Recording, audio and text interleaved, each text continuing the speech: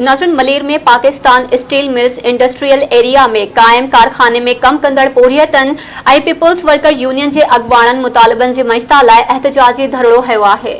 एहतजाज तफसील बुधाए रहियो आहे मंजूर Solanki. Pakistan steel mills industries area में कायम खानगी कारखाने में कम कंदड़ पोरियत ऐं पीपुल्स वर्कर यूनियन के अगवानन अख्तर सेतो, मामा शबीर अख्तर, राजिब समो, लाल बख्श की अगवानी में गेट अॻियां एहतजाजी मुज़ाहिरो करे धरणो हयो वियो। एहतजाजी धरणे में पोरियत औरतुन समेत मर्दन वॾी तादाद में शिरकत कई। इन मौके ते अगवानी पोरियतन आवाज़ टीवी सां ॻाल्हाईंदे चयो त वर्कर हिते 2 ॾींहनि खां वठी एहतजाज ते वेठल आहियूं। जेको असांजो माना मुतालबो आहे असांखे टाइम ते बोनस ऐं सैलरी मिली वञे। जेको आहे सो हिन महिल ताईं जेको आहे सो हिननि असांखे न बोनस ॾिनो आहे, न सैलरी टाइम ते ॾिनी आहे, न ई का ॿी का असांखे फैसिलिटी ॾिनी अथनि। 2 ॾींहनि खां वठी एहतजाज थियो आहे। हिन महिल ताईं बि इंतिज़ामिया असां सां तावन न कयो आहे।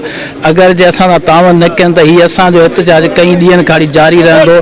वर्करों के साथ जो है नाइंसाफ़ी हो रही है, उनके हुकूक नहीं दिए जा रहे, बिल्कुल भी परेशान किया जा रहा है। उनको ना बोनस देते हैं, न सैलरी की कटौती करते हैं। पिछले 2 महीनों से जो है ना 5,000, 8,000, 6,000 काट रहे हैं।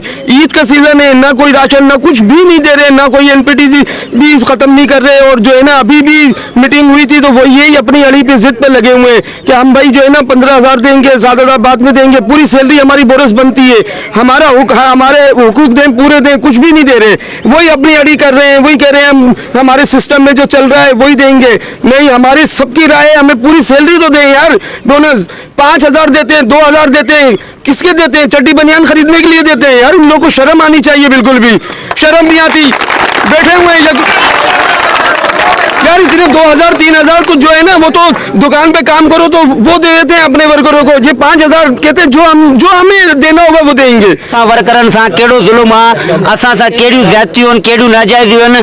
असांजा पैसा कटिया करे असांजी पैसनि मां ई असांखे बोनस ॾिनो थो वञे, असांखे ई एरियस ॾिनो थो वञे ऐं नालो कयो थो वञे त तव्हांजो एनपीडी आहे। एनपीडी जो तो को नालो ई कोन्हे। ख़ुदा जे वास्ते असां ॾे अचो, असांजी मदद कयो, असांखे ॾिसो। असांजा नंढड़ा बच्चा आहिनि, असांजा किराए जा घर आहिनि, असां काॾे वञूं, कंहिंखे चऊं? अलाह को सहारो, अलाह को सहारो, तव्हांजो सहारो आहे असांखे। अचो, ख़ुदा जो वास्तो आहे, महिरबानी करे असांजी का वाउर कयो। वर्कर यूनियन जा उहिदेदार हिन टाइम में असां कंपनी कुछ भी असांखे वर्करनि खे को बि रिलीफ न ॾिनो आहे, न बोनस ॾिनो आहे। पूरो बोनस पूरो ॾियण लाइ तयारु न आहे कंपनीअ सां ॻाल्हियूं हलियूं आहिनि।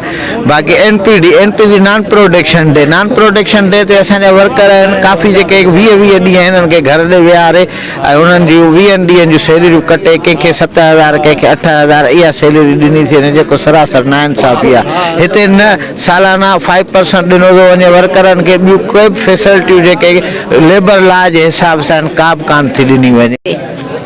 30 सालों में हमें यहाँ से अभी तक कोई भी चीज़ नहीं मिली। हमारे कोई भी मसले हल नहीं ये लोग करते। बोनस हमें नहीं मिलता, हमें छुट्टियाँ दे देते हैं, हमें अपने घरों में बिठा देते हैं। हमें तो कुछ भी नहीं मिल रहा यहाँ से। हम इसलिए एहतजाज कर रहे हैं। असांजो मुतालबो इहो ई आहे त असांखे छुट्टियूं न ॾियनि, अगरि छुट्टी ॾियनि था त उनजा पैसा ॾियनि ऐं असांखे हाणे बोनस भी ॾियनि। हिननि चयो त कारखाने इंतज़ामिया पोरियतन के एमपीटी जे नाले में जबरी बरतरफ़ करणु चाहे थी ऐं पोरियतन के ठेकेदारी निज़ाम ते ॼाणाए पोरियतन जा हक़ गज़ब करणु चाहे थी। हिननि चयो त बोनस ऐं ग्रेजुएटी बि न पई वञे जेसिताईं असांजा मुतालबा न मञिया विया त धरणो जारी रहंदो। कैमरामैन अब्दुल लतीफ़ बुगियो सां गॾु मंजूर सोलंकी, आवाज़ टीवी, गडाप।